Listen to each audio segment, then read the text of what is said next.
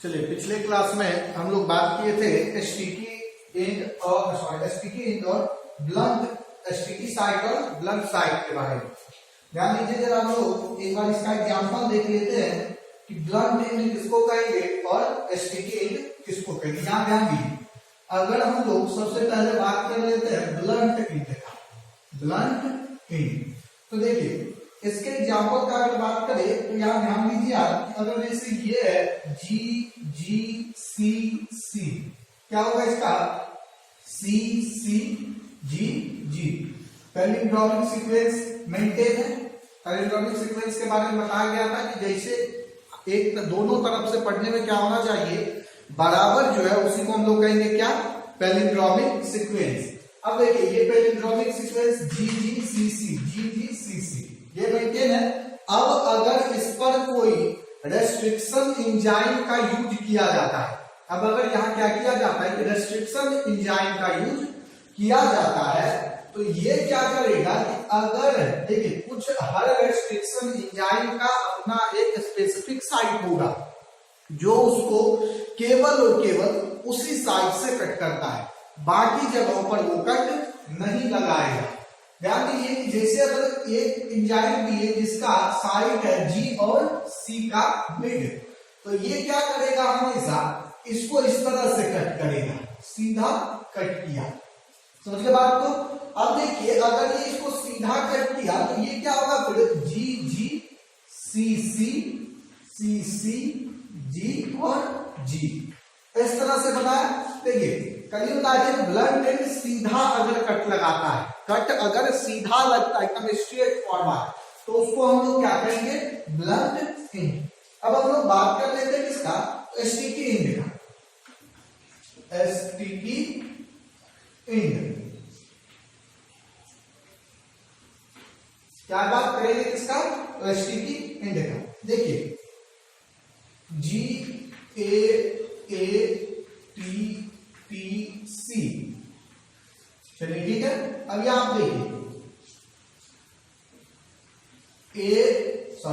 जी का C T T A जी, ये एक सीक्वेंस है, डीएनए का एक सीक्वेंस है। ये मॉलिक्यूलर बेसिस ऑफ इनहेरिटेंस में आप पढ़ेंगे कि सीक्वेंस किस तरह से है, कौन सा किसके साथ, जी के साथ सी ही क्यों आ रहा है, तो ये फिक्स है। ग्वानिन के साथ साइटोसिन ही आएगा, एडेनिन के साथ थायमिन ही आएगा डीएनए में। अगर हम लोग आरएनए में बात करें तो इस थायमिन पे लगा जाता है आपका यूरासिल। अभी हम लोग उस पे नहीं जाना है, यहां देखना है।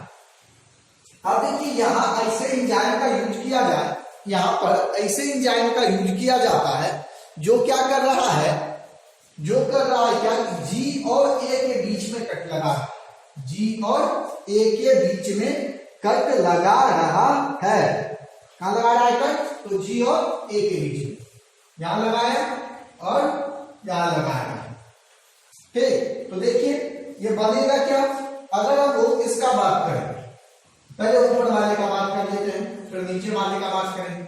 तो यहां अगर कट लगाया तो क्या होगा, यहां के बाद का सारा चीज गायब, यहां के बाद का सारा चीज गायब। और अगर यहां कट लगाया तो क्या होगा, यहां के बाद का सारा चीज गायब, यही ना होगा। चलिए देख लीजिए किस तरह से होगा, जी रहेगा केवल इस तरह से, देखते हैं हम लोग, जी ए टी टी सी में केवल बचा क्या यहां, तो जी, और ये तो पूरा रहेगा अभी सी टी टी ए, ठीक, सी टी टी ए। अब देखिए यहां पर ये हो गया। अब हम लोग इसका बात करते हैं, ये तो हो गया इसका ऊपर वाले का। अब हम लोग बात करेंगे किसका, तो नीचे वाले। तो यहां अगर कट लगाया तो क्या बचेगा, ये बचेगा कि इसके बाद का सारा चीज गायब। ऊपर वाला क्या होगा, सारा कुछ रहेगा। ऊपर वाला तो पहले से जी क्या है, पहले से ही गायब है, तो यहां बचेगा क्या, ए टी टी सी, और यहां बचा जी।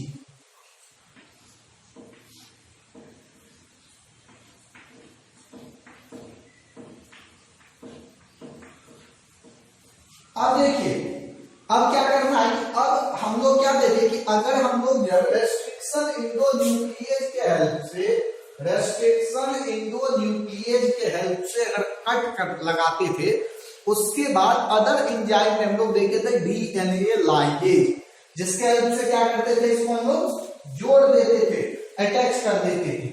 अब देखिए करना कुछ नहीं है, इसको लिख देते हैं यहाँ पे, एक बार देखिए इस दोनों को हम लोग क्या करते हैं, डीएनए लाइगेज से जोड़ रहे हैं। लेकिन ये चल क्या रहा है, ये आपको खत्म होने के बाद पता चलेगा कि क्या चल रहा है। चलिए अब देखिए इसको लिख रहे हैं, तो ये है जी, ठीक, फिर इसके बाद यहां तो कुछ है नहीं, तो इस तरह से, फिर है सी, इसका पैलिंड्रोम, सॉरी इसका बेस पेयर, और यहां है टी है, फिर टी, फिर टी, सॉरी टी के बाद टी टी ए और ए, टी टी ए और ए। अब आप जरा देखिए कि टी का सीक्वेंस क्या है, टी का बेस पेयर क्या है। देखिए यही हम आपको बता देते, जी के साथ हमेशा सी आएगा, ए के साथ हमेशा टी आएगा, समझ गए, ये याद रखना है, जी के साथ सी और टी के साथ ए। तो देखिए टी के साथ हम लोग को क्या आएगा, ए, हम लोगों को चाहिए क्या, ए, तो ए हम लोगों का याद रखिए यहाँ ए है, अगर हम लोग फिर टी के साथ ए चाहिए तो फिर ए है, फिर ए के साथ टी चाहिए तो ये है, फिर ए के साथ टी चाहिए तो फिर ये है। देखिए ये क्या होगा, यहाँ जाएगा बेस पेयर बना हुआ है, इसको हम लोग नहीं देखेंगे, क्यों नहीं देखेंगे, क्योंकि इसको बेस पेयर का जरूरत नहीं है, इसके पास बेस पेयर खुद है, इसके पास अपना बेस पेयर पहले से है, इसलिए हम लोग इसको नहीं देखेंगे, ये याद रखना है।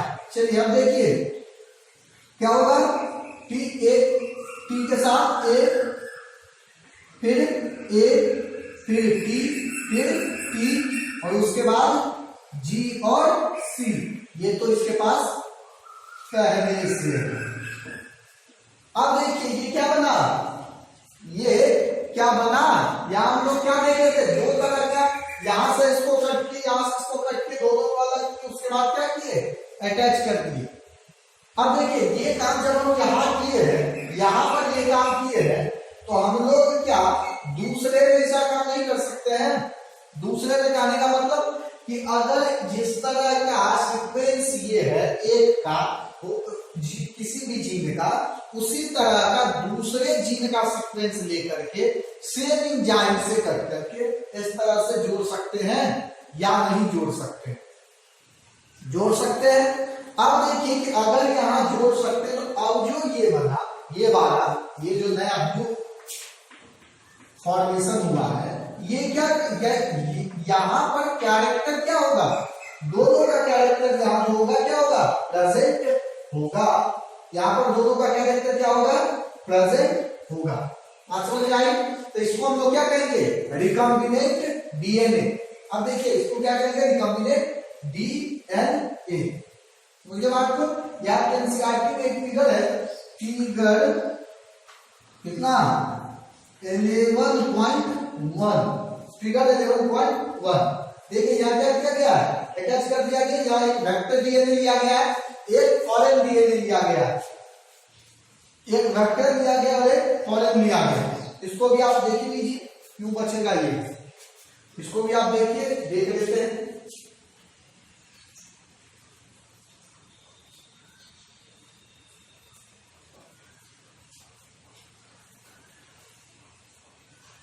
हम लोग एक ही में कट किए थे, या हम लोग क्या करेंगे, अलग अलग जगह पर कट करेंगे।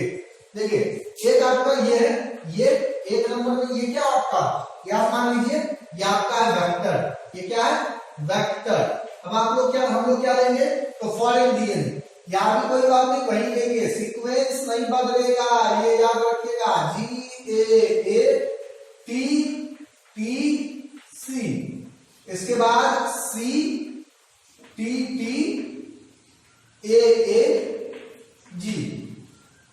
समझिए बात को। अब क्या किया हम लोग, यहां से मान लीजिए यहाँ कट नहीं लगा है, यहाँ पर कट नहीं लगा है, यहाँ कट लगाएगा, जी और ए के बीच में कट लगाएगा, तो फिर यहाँ कट लगाए, दोनों में क्या किए, कट लगा दिए। यहाँ पर इस तरह से दोनों में लगा हुआ है, तो दोनों में लगाएंगे, कोई दिक्कत नहीं है, लगा दीजिए। लगाएंगे क्या होगा, इसके बाद का सारा चीज हटेगा, इसके बाद का सारा चीज हटेगा, दोनों को उसी तरह से फिर ला करके जोड़ दीजिए किसी भी तरह से। समझ के बात को? तो ये है रिकॉम्बिनेंट डीएनए टेक्नोलॉजी। क्या? Steps in formation of recombinant DNA by action of restriction enzyme E coli. इस सीरीज ई कोर 1 का यूज करके रेस्ट्रिक्शन एंजाइम ई कोर 1 रेस्ट्रिक्शन एंजाइम का यूज करके रिकॉम्बिनेंट डीएनए किस तरह से बनाया जा सकता है ये हम लोग देखेंगे। ब्लंटिंग स्टिकी समझ में आ गया? या आएंगे इधर, इसमें भी समय है, जरा पहले आप यहां देखिए कुछ। इसके बाद देखिए आप diagrammatic representation of recombinant DNA technology. क्या है?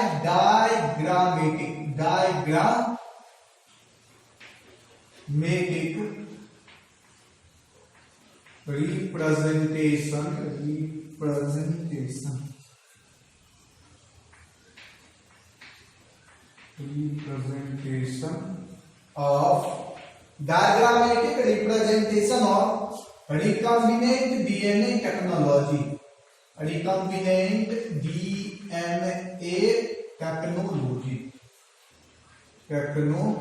देखिए रिकॉम्बिनेंट डीएनए टेक्नोलॉजी का डायग्रामेटिक रिप्रेजेंटेशन किस तरह से यहां पर ये काम होता है। तो देखिए इसमें आपको दो चीज चाहिए। रिकॉम्बिनेंट डीएनए टेक्नोलॉजी में हम लोगों को हमेशा दो चीज चाहिए। पहला वेक्टर डीएनए और दूसरा पहला फॉरेन डीएनए और दूसरा वेक्टर डीएनए। ये दोनों चीज हम लोगों को चाहिए। चलिए देख लेते हैं हम लोग। इस तरह से ले लेते हैं वेक्टर डीएनए और फॉरेन डीएनए। ये मान लीजिए ये है आपका क्या? Foreign DNA. ये क्या है? Foreign DNA. ठीक, चलिए अब आप ले लीजिए क्या? तो वेक्टर डीएनए।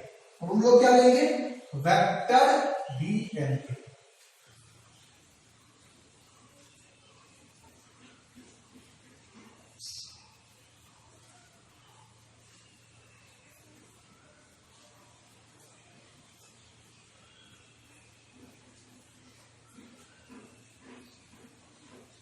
ये क्या है? Vector DNA. ये है फॉरेन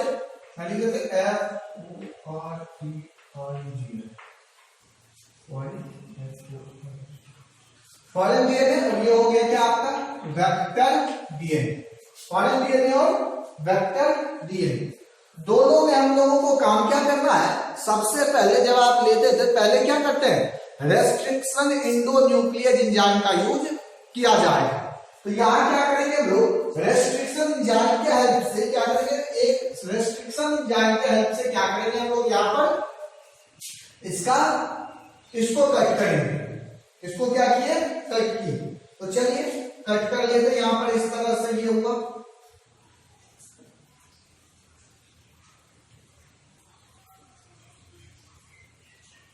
कट कर दिए इस तरह से यहां पर।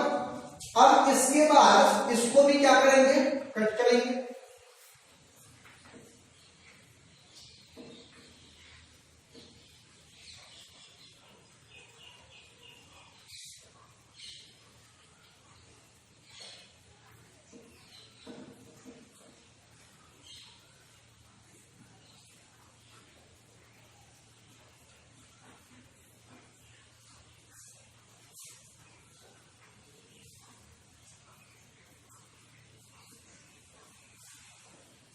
चलिए इसको भी क्या किए? कट किए। अब यहां भी कट के, लेकिन एक बात याद रहे कि same restriction enzyme is used. Same restriction enzyme is used. एक ही तरह का रेस्ट्रिक्शन एंजाइम यूज होना चाहिए, क्योंकि अगर एक तरह का रेस्ट्रिक्शन एंजाइम यूज नहीं होगा तो सीक्वेंस डीएनए के सीक्वेंस को अलग अलग जगह से कट करेगा, जिसके बाद वो अटैच पेयर नहीं हो सकता। अगर बेस पेयर नहीं मिला डीएनए का बेस पेयर तो फिर वहां क्या होगा? अटैचमेंट नहीं होगा। तो सेम रेस्ट्रिक्शन एंजाइम का यूज कर लिए, दोनों को क्या किए? कट किए। दोनों को कट करने के बाद क्या करते थे? एक एंजाइम आता था जोड़ने के लिए जिसका नाम है डीएनए लाइगेज। क्या नाम है? DNA ligase enzyme. अब देखिए आप यहां पर जरा DNA ligase enzyme DNA ligase enzyme. ये क्या करता है? जोड़ने का काम करता है। तो देखिए जरा, जोड़ रहा है, जोड़ता कैसे? ये जिस तरह से ये है, ये क्या? ये वेक्टर डीएनए। ये क्या है? Vector DNA. अब डीएनए लाइगेज, लाइगेज यहां भी लगाएंगे और दोनों स्टिकी एंड पर लगाएंगे, दोनों स्टिकी एंड पर उसका यूज करेंगे। और यूज करने के बाद क्या किया जाएगा? इसको जो है यहां पर, ये क्या हुआ? जुड़ गया, अटैच हो गया। देखिए ये वाला वेक्टर था और ये वाला हो गया क्या? Foreign DNA. दोनों क्या हुआ? अटैच हो गया। अटैच होने के बाद इसको क्या किया जाएगा? इसको भेज दिया जाएगा कहां पर? इसको भेज दिया जाएगा बैक्टीरिया में। कहां भेज दिया गया? बैक्टीरिया में। ये कहां चला गया? बैक्टीरिया में। अब यहां पर बैक्टीरिया में जो आएगा, इसी को हम लोग कहते हैं क्या? इस प्रोसेस को कहते हैं ट्रांसफॉर्मेशन। ट्रांसफॉर्मेशन याद रखिएगा। इसको, ये जो रिकॉम्बिनेंट डीएनए तैयार हुआ, अब हम लोग इसको क्या करेंगे? बैक्टीरिया में दे दिए। बैक्टीरिया का ये तो अपना एक डीएनए है अलग सा, और इसके साथ साथ इसमें एक सर्कुलर डीएनए होता है जिसमें ये आकर के अटैच होगा। और अटैच होने के बाद ये क्या होगा? जैसे जैसे ये डिवाइड करेगा, ये प्लाज्मिक, वैसे वैसे ही ये भी रिकॉम्बिनेंट डीएनए, ये बन गया आपका रिकॉम्बिनेंट, रिकॉम्बिनेंट डीएनए। ये बन गया आपका क्या? Recombinant DNA. अब ये जो आपका रिकॉम्बिनेंट डीएनए बना, अब इसको यहां दीजिए। अब जितना कॉपी आपको चाहिए या प्रोडक्ट चाहिए, अब आगे बैक्टीरिया से क्या कीजिए? इसको निकालते रहिए। ये हो गया इस तरह से diagrammatic representation of recombinant DNA technology. चलिए ये हो गया आपका। अब हम लोग आगे देखते हैं जरा। अब बढ़ते हैं यहां से आगे। कहां आगे बढ़ेंगे? एंजाइम आप देख ही लिए थे, कौन सा दूसरा एंजाइम होता है, आप उसको ले लीजिए, स्क्रीनशॉट लेना चाहते हैं।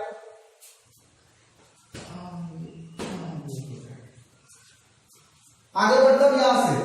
अब जो है एनसीईआरटी का जो अगला टॉपिक है वो है separation and isolation of DNA fragment. Separation and isolation of DNA fragment. तो ध्यान दीजिए, अगर पहले हम लोग क्या किए? डीएनए को कट किए, रेस्ट्रिक्शन एंजाइम देखे पढ़ लिए हम लोग, रेस्ट्रिक्शन एंजाइम पढ़ लिए हैं। रेस्ट्रिक्शन एंजाइम के हेल्प से आप क्या किए? उसको कट किए। किसको? डीएनए को। कट करने के बाद वो क्या हुआ कि बहुत सारे फ्रेगमेंट में टूटा। अब जो फ्रेगमेंट में टूटा तो वहां पर क्या है कि कुछ चीज अलग अलग, जो उसके चारों तरफ का जो सब्सटेंस है, मैटर है, वो उसमें क्या है? अटैच है।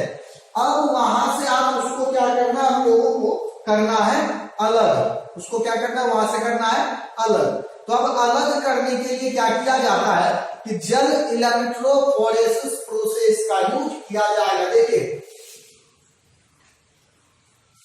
after the cutting of DNA fragment are formed, this fragment can be separated by gel electrophoresis। अब इसको अलग करने के लिए क्या करेंगे हम लोग? जेल इलेक्ट्रोफोरेसिस का यूज करेंगे। तो अब आप आ जाइए जेल इलेक्ट्रोफोरेसिस पर। तो देखिए, यहां से लेकर के यहां तक पूरा जेल इलेक्ट्रोफोरेसिस लिखा हुआ है। ये 12 के बोर्ड में आपसे पूछेगा कि what is gel electrophoresis. Medical वाला जो क्वेश्चन पूछता वो हम लोग इसमें देखते हैं। इस तरफ जो आपको दिखा रहे हैं उसको जरा ध्यान से देखिए। तो सबसे पहले आप जेल इलेक्ट्रोफोरेसिस प्रोसेस के लिए जो है एक बेड लीजिए या डाइजेस्टेड सीड सेट्स लीजिए। सॉरी, पहले आप लीजिए एक सेट लीजिए। किसका? तो एगारोज जेल का। किसका सीट लेना है? एगारोज जेल का। ले लिया आप क्या? Agarose gel. कहां से? सीवीड्स से मिलता है। सीवीड्स से मिलता है। कौन सा जेल है? एगारोज जेल का एक सेट ले लीजिए। अब देखिए यहां पर क्या है? इस एगारोज जेल में इस तरह से वेल बना हुआ है। वेल बना हुआ रहता है इस तरह से।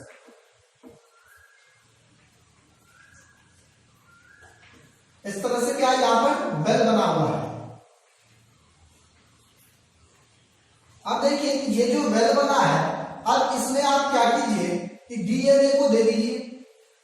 अलग सा कलर कर देते हैं।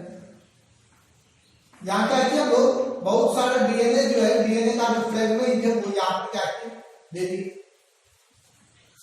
अब देखिए जेल इलेक्ट्रोफोरेसिस, जेल इलेक्ट्रोफोरेसिस।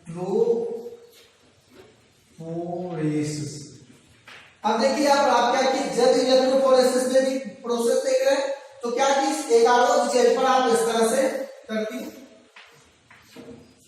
अब जब आप यहां ऐसा किए तो यहां पर डीएनए क्या है, इसमें कौन है रखा हुआ।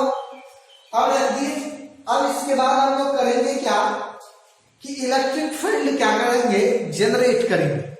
इलेक्ट्रिक फील्ड क्या करेंगे, जनरेट करेंगे। क्यों करेंगे वो आगे देखते हैं, क्यों करते हैं इलेक्ट्रिक फील्ड जनरेट, वो देखने आगे। तो यहां पर जब आप दिए, अब आप क्या कर रहे हैं, अब हम लोग क्या करेंगे यहां पर कि एक इलेक्ट्रिक फील्ड जनरेट की। इलेक्ट्रिक फील्ड के जनरेशन में हम लोग ऐसा करते हैं कि यहां पर दे देते हैं प्लस पॉजिटिव चार्ज वाला हिस्सा, यहां दे दिए क्या पॉजिटिव चार्ज वाला हिस्सा, और यहां हम लोग दे देते हैं क्या निगेटिव चार्ज वाला हिस्सा। यहां क्या दे देते हैं निगेटिव चार्ज वाला हिस्सा। अब जैसे ही आप इलेक्ट्रिक फील्ड जनरेट किए, क्या किए इलेक्ट्रिक फील्ड जनरेट किए, हम लोगों को पहले से पता है डीएनए एक निगेटिवली चार्ज। डीएनए कैसा चार्ज है, कैसा चार्ज पार्टिकल है निगेटिव। डीएनए क्या है निगेटिवली चार्ज पार्टिकल है। अब अगर डीएनए निगेटिव चार्ज पार्टिकल है तो पॉजिटिव है यहां पर, तो ये क्या होगा इस तरफ से इस तरफ भागेगा, ये क्या होगा यहां से आगे की तरफ जाएगा। अब देखिए ये इधर से इस तरफ क्यों क्या होगा चलेगा, क्या चलेगा कैसे। तो ये जो 11 में आप वेल देख रहे हैं, यहां पर छोटा छोटा पोर होता है बहुत सारा, क्या होता है पोर। अब इस जैसे ही निगेटिव चार्ज इधर आया, ये क्या होगा यहाँ रिपल्सन, और यहाँ क्या होगा अट्रैक्शन। तो ये यहां से क्या होगा इस तरफ की ओर चल देगा। अब जैसे ही इधर बढ़ेगा तो बढ़ने में दो तरह का बात होगा। तो देखिए जो क्या होगा कि यहाँ पर कुछ फ्रेगमेंट ऐसा होगा जो बड़ा होगा, और कुछ फ्रेगमेंट ऐसा होगा जो छोटा होगा। कुछ फ्रेगमेंट बड़ा और कुछ फ्रेगमेंट छोटा है। अब यहाँ पर आप देखिए कि जब कुछ फ्रेगमेंट बड़ा है और कुछ फ्रेगमेंट छोटा है, तो कौन सा फ्रेगमेंट इस एंड की तरफ आएगा, चार्ज वहां ज्यादा बड़ा, जो ज्यादा बड़ा उस पर ज्यादा चार्ज है, और जो छोटा है उस पर कम चार्ज है। तो हम लोग सोच रहे हैं कि यहाँ पर जो बड़ा होगा वो पहले आएगा, लेकिन ऐसा नहीं होगा, क्योंकि यहाँ जो पोर है उस पोर से पहले निकलेगा बड़ा वाला फ्रेगमेंट, तब तो आगे बढ़ेगा। इसके निकलने से पहले ही ये छोटा वाला क्या होता है कि जल्दी से निकल करके काफी तेजी से पॉजिटिव चार्ज वाले एंड की ओर चल देता है। अब देखिए यहाँ पर कि ये क्या होगा, यहां से इसका मूव कर दिया है। बस यही प्रोसेस जो है ये क्या है जेल इलेक्ट्रोफोरेसिस। अब जब यहां से ये सारा फ्रेगमेंट अलग हो गया, सारा फ्रेगमेंट क्या है अलग है, तो आपका जो इंटरेस्ट जीन है, इंटरेस्टेड जीन जिसमें आप क्या किया है क्लोनिंग के रिकॉम्बिनेंट डीएनए बनाए हैं, उसको आप क्या कीजिए यहां से निकाल लीजिए। इसको क्या कीजिए यहां से निकाल लीजिए। कुछ जेल भी उसके साथ आ जाता है, उसके साथ क्या होगा कुछ जेल भी आ जाएगा। अब इसको आप निकाल के यहाँ पर इस तरह से मान लीजिए ये आपका कुछ एक कहीं पर रख के यहाँ पर कुछ आपका जेल है, और यहाँ पे क्या है कुछ डीएनए, कुछ नहीं मतलब एक ही डीएनए जो फ्रेगमेंट डीएनए फ्रेगमेंट जो आप निकाले। अब क्या करना है कि इस जेल को जो 11वां जेल है इसको क्या करना है, इस डीएनए से एक्सट्रैक्ट करना है। डीएनए से क्या करना है एक्सट्रैक्ट करना है, उसको हटाना है, निकालना है। तो इस डीएनए का इस जेल से जो एक्सट्रैक्शन है उसको हम लोग कहते हैं क्या इल्यूशन। क्या कहेंगे इसको हम लोग इल्यूशन कहेंगे। चलिए ये पूरा प्रोसेस है जेल इलेक्ट्रोफोरेसिस। क्या सब की ध्यान दीजिए, जेल इलेक्ट्रोफोरेसिस एक ऐसा प्रोसेस है जिसमें डीएनए फ्रेगमेंट को हम लोग क्या करते हैं, अलग करते हैं। इस प्रोसेस में हम लोग सबसे पहले एगारोज जेल का एक सीट लेंगे, वहां पर क्या करेंगे कि उसके वेल में जो डीएनए का फ्रेगमेंट है उसको क्या करेंगे, डाल देंगे। उसको डालने के बाद एक इलेक्ट्रिक फील्ड जनरेट करेंगे। इलेक्ट्रिक फील्ड जनरेट करने से होगा क्या कि जो डीएनए का निगेटिवली चार्ज मॉलिक्यूल है वो क्या होगा कि उस एंड से देखिए, जिस एंड पर हम लोगों का डीएनए फ्रेगमेंट रहेगा उस एंड को नेगेटिव चार्ज करेंगे, और जो क्या है खाली इस तरफ कुछ नहीं, उस तरफ हम लोग पॉजिटिव चार्ज करेंगे। जैसे ही नेगेटिव और नेगेटिव एक साथ आएगा या रिपल्सन होगा, ये काफी तेजी से पोल से निकल करके आगे की तरफ बढ़ेगा। इस प्रोसेस में हमेशा छोटा साइज का डीएनए फ्रेगमेंट आगे की ओर चलते रहेगा। अब देखिए इसके बाद कि जब हम लोग यहाँ से ये सारा अलग हो गया, निकल गया, तो हम लोग क्या करेंगे कि यहाँ से जो हम लोग का जीन ऑफ इंटरेस्ट है या क्लोनिंग वेक्टर जिसको आप कहते हैं, जिसका आपको जरूरत है रिकॉम्बिनेंट डीएनए का, उसको क्या कीजिए, इस कुछ जेल के साथ इसको निकाल लीजिए। अब इसको कुछ जेल के साथ जब ये निकला तो इस जेल को और इस डीएनए को क्या करना है, अलग करना जरूरी है। इस दोनों को जब अलग करना यहाँ पर जरूरी है, इस प्रोसेस को यहाँ जिससे आप अलग कर रहे हो उसको हम लोग क्या कह देते हैं, इल्यूशन। वापस को पढ़ लीजिएगा यहाँ तक, बस क्या एक बार हम पढ़ देते हैं। It is the technique of separation of charge molecule under the influence of an electric field so that they migrate in opposite charge through the medium or matrix। Medium और मैट्रिक्स से निकल के क्या होगा, आगे की तरफ बढ़ेगा। मोस्ट कॉमन मीडियम और matrix is agarose gel, DNA separated according to size through the pore of matrix, matrix के पोर से या मीडियम के पोर से। Separated DNA molecule can be seen only staining of DNA with the ethidium bromide followed by UV ray। ध्यान दीजिए ये चीज भूल गए, याद है क्या होगा। इसके बाद देखिए थोड़ा सा एक चीज और, यहाँ पर जब ये डीएनए फ्रेगमेंट क्या होगा, यहाँ से आगे बढ़ेगा, उसके बाद यहाँ इथिडियम ब्रोमाइड का, इथिडियम ब्रोमाइड क्या किया जाएगा, यहाँ पर स्प्रे किया जाएगा।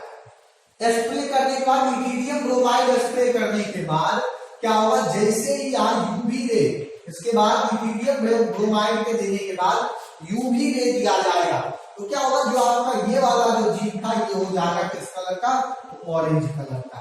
किस कलर का हो जाएगा, ऑरेंज कलर का। पता चला, एगारोज जेल लिए, उसके वेल में क्या किए कि डीएनए फ्रेगमेंट किए, इलेक्ट्रिक फील्ड जनरेट किए, पॉजिटिव चार्ज की तरफ डीएनए जाएगा, उसके बाद उस पर इथिडियम ब्रोमाइड का स्प्रे करेंगे, फिर उसके बाद क्या करेंगे, यूवी रे पास करेंगे, एक्सपोज करेंगे, जिसके बाद जो हम लोगों का जीन ऑफ इंटरेस्ट है वो क्या होगा, ऑरेंज कलर का आपको दिखाई देना शुरू हो जाएगा। इसी को हम लोग क्या कहते हैं। उसके बाद हम लोग देखिए as bright orange coloured band, the separated band of DNA are cut out from agarose gel and extract from the gel piece, it is called illusion। समझ गए बात को, तो ये बात हो, पता चला बात कि क्या है, एगारोज जेल इलेक्ट्रोफोरेसिस क्या है ये पता चल गया। जेल इलेक्ट्रोफोरेसिस के बारे में पता चला। चलिए बढ़ते हैं आगे। जेल इलेक्ट्रोफोरेसिस के बाद हम लोग बढ़ते हैं कहां, तो क्लोनिंग वेक्टर की तरफ। ध्यान दीजिए, अब आपका जो टॉपिक है ये थोड़ा सा और इंपोर्टेंट हो रहा है। हम लोग देखेंगे क्या कि क्लोनिंग वेक्टर है, पहले हम लोग वेक्टर देख लेते हैं कि वेक्टर क्या, व्हाट इज वेक्टर। तो देखिए वेक्टर का अगर हम लोग बात करें, वेक्टर क्या है, तो देखिए वेक्टर का अगर हम लोग बात करते हैं तो वेक्टर का मतलब है कि किसी भी चीज को, वेक्टर कहने का मतलब किसी भी चीज को एक जगह से दूसरे जगह ले जाने वाले सब्सटेंस को हम लोग क्या कह देते हैं, वेक्टर कहते हैं। इसको हम लोग कह देते हैं क्या, वेक्टर। चलिए अब देखिए ये जो वेक्टर है ये क्या करता है कि एक जगह से दूसरे जगह ले जाने का काम करता है, या फिर वहीं पर कुछ काम करने का वहीं पर कुछ काम करेगा जहां पर पहुंचेगा। तो वेक्टर देखिए, वेक्टर है दो तरह का, वेक्टर है कितना तरह का, दो तरह। एक है एक्सप्रेसिव, एक है एक्सप्रेसिव और दूसरा है क्लोनिंग। एक है एक्सप्रेसिव और दूसरा है क्लोनिंग। देखिए इसके फंक्शन के बेसिस पर इसका नाम दिया गया है, क्या है इस तरह से। देखिए एक्सप्रेसिव वेक्टर और क्लोनिंग वेक्टर में क्या डिफरेंस है। देखिए अगर हम लोग वेक्टर का यूज किसी प्रोडक्ट के लिए करते हैं, अगर हम लोग वेक्टर का यूज क्या करते हैं किसी प्रोडक्ट के लिए, देखिए क्या प्रोडक्ट, जैसे अभी हम लोग बनाए थे फिगर इस तरह से, यहां हम लोग देखें क्या थे, एक फिगर बनाए इस तरह से। देखिए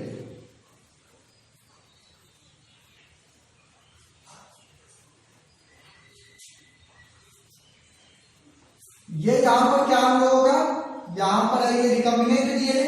अब देखिए इसका यूज हम लोग दो तरह से कर सकते हैं। एक ऐसा कि ये जो जीन ऑफ इंटरेस्ट था जो हम लोग इसमें इंटर करवाए थे, वो उसका यूज, अगर मान लीजिए ये इंसुलिन था, ये क्या था इंसुलिन, अगर हम लोगों को इंसुलिन चाहिए तो क्या करेंगे, जहां पर इसको जिसमें इंटर करवाएंगे बैक्टीरिया में जो इंटर करवाए थे ट्रांसफॉर्मेशन के थ्रू, उसको ट्रांसफॉर्मेशन प्रोसेस के थ्रू, तो अब इसके बाद अगर हम लोग को यहाँ से क्या चाहिए, इंसुलिन चाहिए, तब तो क्या करेंगे, इसको कूट करके यहाँ से निकाल लेंगे, इसको तैयार कर लेंगे इंसुलिन। लेकिन अगर हम लोग को इंसुलिन चाहिए तो ये वेक्टर, इसको हम लोग तब किस नाम से जानेंगे, एक्सप्रेसिव। क्यों, क्योंकि ये जीन एक्सप्रेस हुआ, काम कर रहा है, दिखाई हम लोग को प्रोडक्ट मिल रहा है, हम लोग को प्रोडक्ट मिल रहा है, तो ये हो गया एक्सप्रेसिव जीन। लेकिन यहीं पर अगर हम लोग इस जीन का यूज क्या करें कि प्रोडक्ट के लिए नहीं करें, हम लोग इसका यूज प्रोडक्ट के लिए नहीं करेंगे, तब किस चीज के लिए करेंगे, तो इसका यूज हम लोग अगर केवल gene, number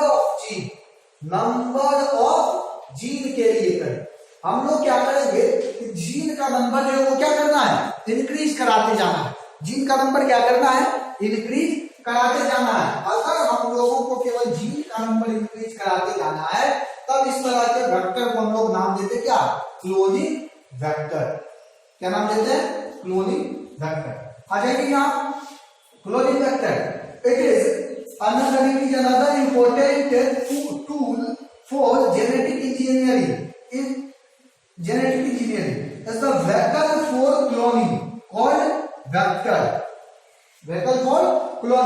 is called vector। देखिए plasmid and the bacteriophage are most useful vector. Plasmid और बैक्टीरियोफाज जो है ये क्या मोस्ट यूजफुल वेक्टर है। प्लाज्मिड के बारे में हम लोग आगे पढ़ेंगे। अब देखिए following feature are important for facilitate cloning into vector. कुछ फीचर है जो क्या करता है कि क्लोनिंग इनटू वेक्टर, वेक्टर में क्लोन करने के लिए यूज किया जाता है। तो सबसे पहले देखिए ऑरिजिन ऑफ रेप्लिकेशन, यह आपको बताया हुआ है। ऐसा जैसे देखिए ये यहां पर किसी कहीं पर भी किसी जगह का अगर आप बात कर लीजिए तो क्या होगा, किसी भी डीएनए में रेप्लिकेशन का एक साइट होता है जहां से उसका रेप्लिकेशन क्या होगा, स्टार्ट होगा। अगर मान लीजिए यहाँ ये एक डीएनए है और यहाँ हम एक रेस्ट्रिक्शन एंजाइम, अब अगर इस रेस्ट्रिक्शन एंजाइम का यहाँ रेप्लिकेशन साइट है ही नहीं तो क्या ये काम करेगा, नहीं करेगा, ये याद रखना है। तो जहां से किसी भी डीएनए में जहां से रेप्लिकेशन स्टार्ट होगा, देखिए this is the DNA sequence which serve as a starting point of replication when a DNA fragment get associated with poly। बात समझ में आई? देखिए this is the DNA sequence which serve as a starting point for replication।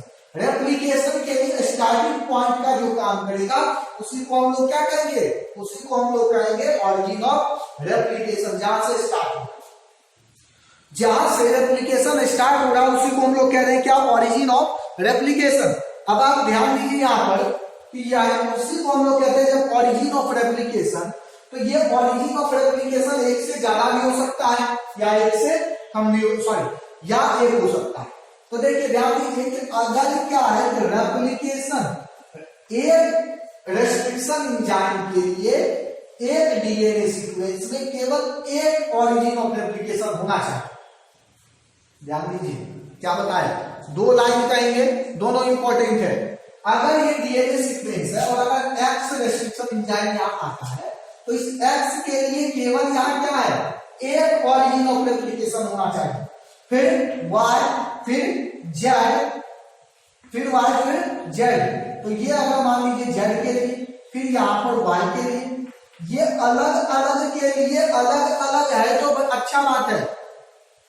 अलग अलग restriction enzyme के लिए अगर अलग अलग ऑरिजिन ऑफ रेप्लिकेशन है तो ये ठीक है, लेकिन एक ही रेस्ट्रिक्शन एंजाइम के लिए अलग अलग ऑरिजिन ऑफ रेप्लिकेशन ठीक नहीं है। क्यों नहीं है? अगर मान लीजिए कि ये एक डीएनए सीक्वेंस है और यहां पर एक्स के लिए, यहां पर एक्स रेस्ट्रिक्शन एंजाइम के लिए 4 ऑरिजिन ऑफ रेप्लिकेशन, 1 2 3 और 4। अब अगर ये यहां पहुंचा तो ये चारों जगह से ये कट कर देगा, इसको करेगा या नहीं करेगा? अब अगर ये चारों जगह से कट कर दिया तो इस डीएनए का क्या होगा, ये लायक रहेगा, इसका तो भज्जी उड़ जाएगा फिर यहां से। तो ऐसा ठीक नहीं है, ऐसा होता भी नहीं है। आपको एक्सेप्शनल केस है जहां पर ऐसा हो सकता है कि एक रेस्ट्रिक्शन एंजाइम के लिए एक से अधिक ऑरिजिन ऑफ रेप्लिकेशन नहीं होना है। यानी लिखा हुआ क्या है, और when a DNA fragment get associated with foreign DNA into the vector could also be replicate inside the host cell। समझे बात? तो जैसे ही इंटर करेगा तो होस्ट सेल भी क्या होगा, रेप्लिकेट करना शुरू करेगा। समझे बात? तो चलिए अब है सेलेक्टेबल मार्कर। अब क्या है, सेलेक्टेबल मार्कर। देखिए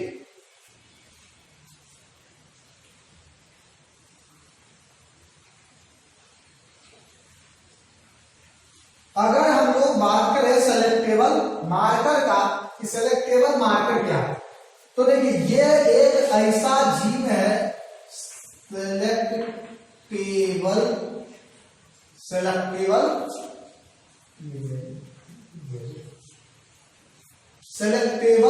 मार्कर। देखिए सेलेक्टेबल मार्कर का अगर बात करें तो ये एक ऐसा जीन है जो क्या करता है कि सिलेक्शन का काम करता है, कि किस जीन में, सिलेक्शन ऑफ होस्ट सेल, किस होस्ट सेल में वेक्टर है और किसमें नहीं है, किसमें वेक्टर है और किसमें नहीं है, इस चीज को सेलेक्ट करने का काम करता है। अब हम लोग देखते हैं साहब कि ऐसा भी तो, ऐसा क्या जरूर, अगर हम लोग दे दिए एक बार काट किए वहां पर दे दिए तो ऐसा थोड़ी तो होगा कि नहीं होगा, वो तो जाएगा ही जाएगा, नहीं, ऐसा बात नहीं है। देखिए अगर हम लोग क्या किए कि कट किए, क्या किए, कट किए, और उसके बाद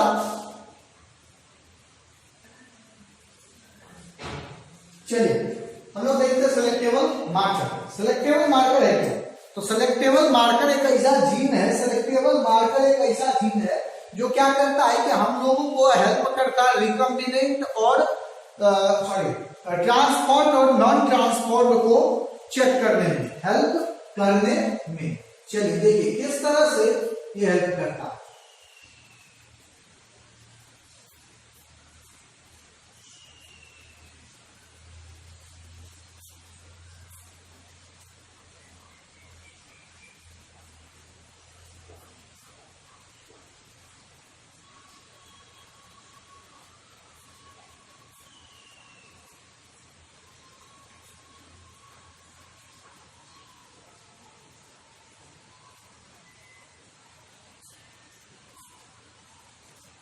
चलिए हम लोग क्या करते हैं, सेलेक्टेबल मार्कर को देखने के लिए हम लोग क्या करते हैं, देख रहे, देखिए इस तरह से अगर हम लोग क्या किए, एक ये जीन है, एक ये प्लाज्मिड है। अब इस प्लाज्मिड को हम लोग एक रेस्ट्रिक्शन इंडोन्यूक्लियस से कट किए इसके बाद इसमें क्या किया जाता है, जीन ऑफ इंटरेस्ट डन। जो जीन ऑफ इंटरेस्ट हम लोग दे दिए, इसमें इंटर करवा दिए। अब हम लोग क्या करेंगे कि उसको किसी बैक्टीरिया में इंटर करवाएंगे। तो देखिए किसी बैक्टीरिया में इंटर करवाएंगे, इससे पहले यहाँ 2 केस हो सकता है, इससे पहले यहाँ 2 केस। अब देखिए कि अगर हम लोग यहाँ इंटर करवाए, हम लोग अगर इस प्लाज्मिड को यहाँ ये प्लाज्मिड इसको कट किए, तो ऐसा भी हो सकता है कि जब हम लोग इसको कट कर रहे हैं, जब हम लोग क्या कर रहे हैं, इसको कट कर रहे हैं, तो इस समय में जब तक ये आपका जीन ऑफ इंटरेस्ट यहाँ आए, तब तक ये दोनों आपस में ही जुड़ जाए, ऐसा भी हो सकता है। तो जहां पर आपका जीन ऑफ इंटरेस्ट है, ये है आपका रिकॉम्बिनेंट। जहां पर आपका जीन ऑफ इंटरेस्ट इंटर किया है, वो क्या है, रिकॉम्बिनेंट। और जहां नहीं इंटर किया है, वो है नॉन रिकॉम्बिनेंट। वो क्या है, नॉन रिकॉम्बिनेंट। रिकॉम्बिनेंट और नॉन रिकॉम्बिनेंट। अब हम लोग क्या करेंगे, इस रिकॉम्बिनेंट को, रिकॉम्बिनेंट जीन को क्या करेंगे कि आगे की तरफ भेजेंगे। कहां भेजेंगे, बैक्टीरिया में। बैक्टीरिया में इसको इंटर करवाएंगे और इस प्लाज्मिड को। चलिए देखिए, यहां पर आपके पास, हम लोगों के पास यहाँ 3 केस बनता है। कितना केस, 3 केस। एक जगह ऐसा कि जहां ये कोई, दोनों में से कोई नहीं आया, जहां क्या हुआ, कोई भी यहां नहीं आता। पहला केस जहां क्या है, कोई नहीं, हम लोग लिख देते कोई नहीं आया। दूसरा केस कि रिकॉम्बिनेंट वाला, दूसरा केस रिकॉम्बिनेंट, रिकॉम्बिनेंट वाला। और तीसरा केस क्या, नॉन रिकॉम्बिनेंट का, नॉन रिकॉम्बिनेंट का। अब देखिए, इसमें नॉन रिकॉम्बिनेंट वाला है, तो हम लोगों को तो ये पता है कि यहाँ पर कौन सा हम लोगों के यूज का है और कौन सा हम लोगों के यूज का नहीं है।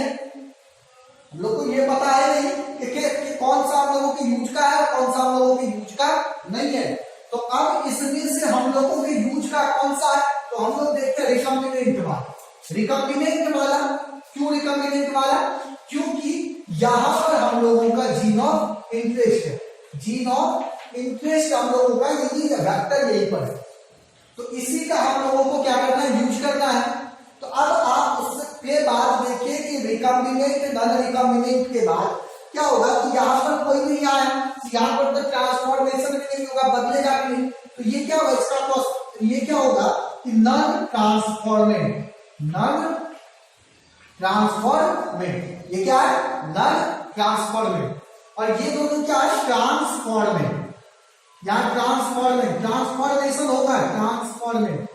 यहाँ क्या होगा, ट्रांसफॉर्मेशन होगा, यहाँ ट्रांसफॉर्मेशन होगा। ये याद रखना है, केवल यहाँ ये क्या होगा, नॉन ट्रांसफॉर्मेंट होगा। यहाँ पर ट्रांसफर ये नहीं होगा और ये दोनों ट्रांसफर होगा। अब इस दोनों में से कि कौन इस दोनों में हम लोगों के यूज का है, इस चीज को पता करने के लिए हम लोग जो है क्या करते हैं, रिकॉम्बिनेंट सेलेक्टेबल मार्कर का हम लोगों को काम होता है। इस चीज को देखने के लिए कि सिलेक्टेबल मार्कर हम लोग यूज कैसे करते हैं, हम लोग को देखना पड़ेगा सबसे पहले PBr 322, PBr 322। मतलब आपको रेडिकल गाइडेशन साइट, प्रोपोजिशन साइट आपको पढ़ा दिया गया। Vector should possesses a unique restriction site that would allow a particular enzyme पर the vector ये बता दिए, पीछे उधर ही बता दिए। If more than one restriction recognition occur in a small region of DNA is called multiple cloning site, MCS। MCS ये कोई बड़ा चीज नहीं है, आपको देख लेना है, समझ गए। अब इसी को हम देखेंगे PBr 322 को अगले क्लास में। यहाँ तक आपका जो है याद रखिएगा, अभी तक जो भी चीज बताया गया यहां तक आपको सारा चीज पता होना चाहिए कल, तभी आपको PBr 322 और उसके आगे की बात जो है वो समझ में आएगी। धन्यवाद।